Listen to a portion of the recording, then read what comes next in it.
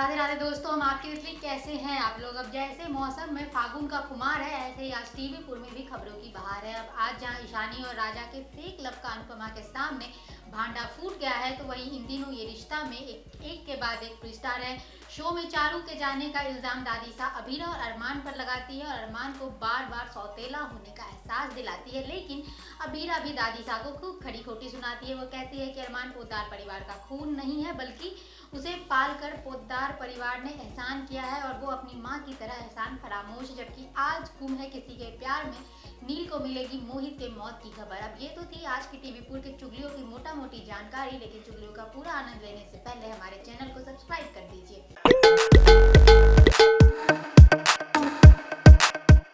अब पहले सीधे चलते हैं अनुपमा के घर में, जहां आज जब पराग देखता है कि लड़के वालों की टीम क्रिकेट मैच हारने वाली है, तो वो खुद ही कमर कसकर मैदान में उतर जाता है और अनुपमा राही को कहती है कि वो कैच छोड़ दे ताकि लड़के वाले ये मैच जीत सके। और राही बिल्कुल वैसा ही करती है और लड़के वाले मैच जीत जाते हैं और जीत का पूरा श्रेय पराग कोठारी को दिया जाता है। पराग को इस तरह से परिवार के साथ हंसता खेलता देखकर अनुपमा और राही दोनों ही काफी अमेज हैं। उन्हें लग रहा है कि ये बिजनेसमैन पराग कोठारी के पीछे एक नर्म दिल बाप छुपा हुआ है।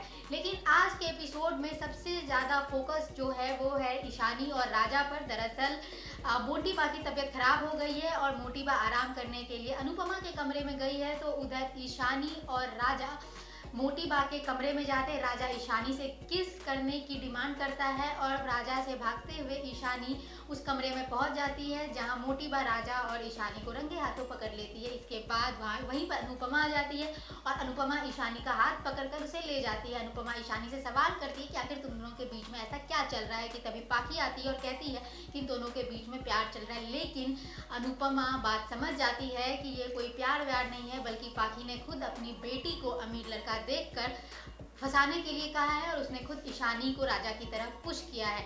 अनुपमा पाखी को खूब खरी खोटी सुनाती है और ईशानी को भी ठंडे दिमाग से सोचने के लिए कहती है कि तुम वो करो जो तुम्हारा दिल कहे, ना कि वो जो तुम्हारी माँ कह रही है। तो उधर मोटी भाभी अनुपमा को कहती है कि ये बात यहीं तक रहनी चाहिए, आप अपनी नातिन को समझाइए और मैं अपने पोते को संभाल लूंगी।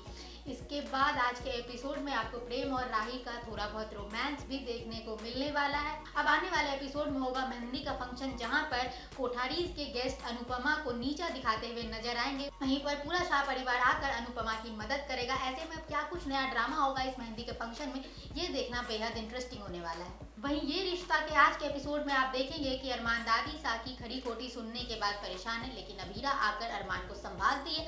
अपना दुख छुपाते हुए अरमान चारू के बारे में पूछता है, लेकिन अभीरा उसे हिम्मत बांधने के लिए कहती है। अभीरा अरमान को गले लगाती है। तभी अरमान के पास माधव का फोन आता है और वो निकल जाता है। वह शिवानी भी पोद्दार हाउस आ चुकी है और उसकी सीधी टक्कर ही कावेरी से होती है। अब कावेरी को देखकर शिवानी डर की वजह से भाग जाती है और कावेरी उसका पीछा करती है। कावेरी के पीछे अभीरा होती है। कावेरी को नहीं पता कि अभीरा उसका पीछा कर रही है। इस दौरान अभीरा अरमान के पास फोन करती है क्योंकि उसे उसकी असली माँ का सच बताना है, लेकिन वो रुक जाती है क्योंकि वो अब पूरा सच जानना चाहती है। अरमान को लगता है कि अभीरा किसी परेशानी में है, तो वो अभीरा को ढूंढने के लिए निकल जाता है। दूसरी तरफ कावेरी को शिवानी मिल जाती है। पहले तो कावेरी हाथ जोड़ शिवानी से शहर छोड़ने को बोलती है, लेकिन शिवानी का कहना है कि वो बस एक बार माधव और आरू से मिलना चाहती है। ये सुनकर कावेरी अपना असली रूप दिखाती है और शिवानी को मारने की धमकी देती है। ये सब अभीरा देख रही है और वो जान जाती है कि शिवानी ही अरमान की असली माँ है। वहीं मौके पर आर के पहुंच जाता है और शिवानी की खराब हालत को देखकर घर लेकर जाता है।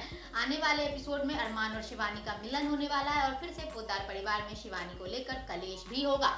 अब वही आज गुम है किसी के प्यार में मोहित के पिता अपने पोते को देखकर पिघल जाएंगे। मुक्ता अपने ससुर से कहेंगी कि अब मोहित तो नहीं है, लेकिन बच्चों को पालने के लिए उन्हें उनकी जरूरत पड़ेगी। ऐसे में मोहित के पिता कहते हैं कि मोहित तो चला गया, लेकिन उसकी जिम्मेदारी अब उनकी है, तो उन लोगों से नागपुर जाने की तैयारी करने को कहते हैं। इतने में नील का फोन आता है और तेजस्विनी नील को बताती है कि मोहित की मौत हो चुकी है। अब मोहित की मौत की खबर सुनने के बाद नील शॉक्ड है और उसे समझ नहीं आ रहा कि वो क्या कहे। हालांकि नील तेजस्विनी से बताता है कि मोहित ने उसे कॉल किया था। तेजस्विनी नील से पूछती है कि मोहित ने उससे क्या कहा था, लेकिन नील ये अब तक नहीं बता पाया है कि मोहित ने उससे तेजस्विनी से शादी करने के लिए कहा था। और इधर दूसरी तरफ मुक्ता बच्चों को लेकर नागपुर जाने की तैयारी कर रही है। तो अब आने वाले दिनों में आपको नागपुर में देखने को मिलेगा कि मुक्ता अपने बच्चों के साथ मोहित के माँ बाप के घर आ गई है, जहाँ पर मोहित की पहली पत्नी और बच्चों से उसका सामना होगा।